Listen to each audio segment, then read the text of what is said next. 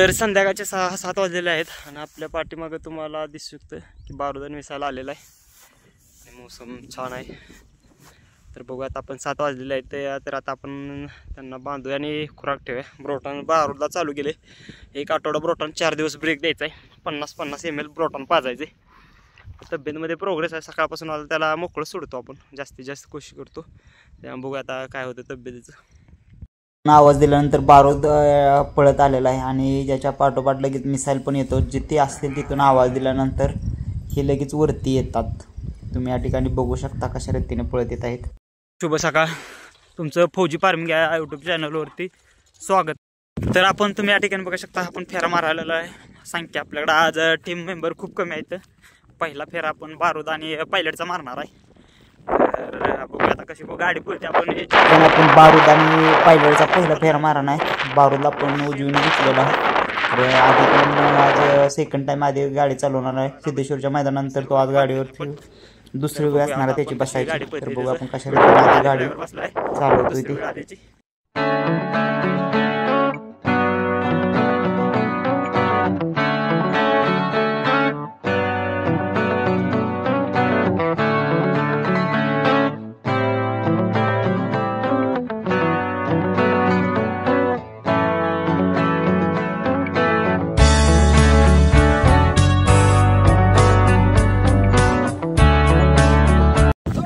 आज पहिलाच दिवस आहे आणि पिस्तूल आपण फाटीवरती आता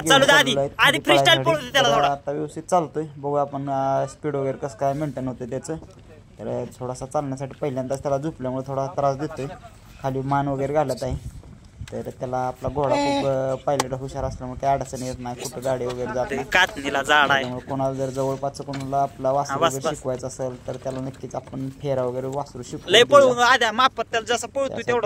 कॉन्टॅक्ट करा. आता पहिलाच दिवस आहे, तुम्ही विचार नाही करणार. पण वासरू पण चांगलं चालत आहे आणि असं मध्ये मध्ये थांबत आहे. जरा घाबरत असेल बाबा मला वाटतंय. तुला 6-7 महिन्यात झालाय आणि आता तुम्ही या ठिकाणी त्याचा फेऱ्याला खाली गेल्यानंतर ते व्हिडिओ बघू शकता कशा रीतीने पळत आहे.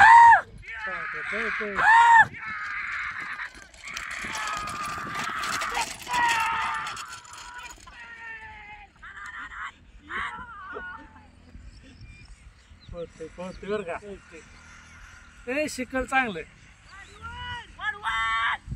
नाही.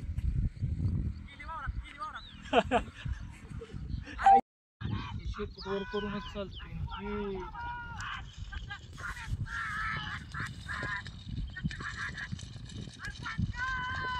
तर या ठिकाणी मिसाईलला आपण पहिल्यांदाच आता डावीने झुकलाय.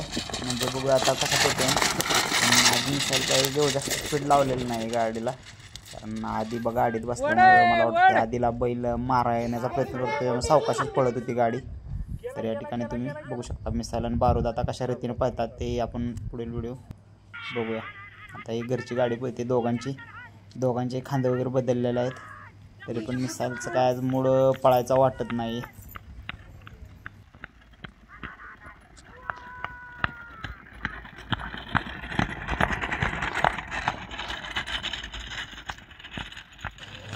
धन्यवाद, थँक्यू. चॅनलवर तुम्ही नवीन असाल तर चॅनलला सबस्क्राईब करा. व्हिडिओ आवडल्यास लाईक करा, शेअर करा. मिसाईल आणि बारूद जोडी कशी पडेल कमेंट करून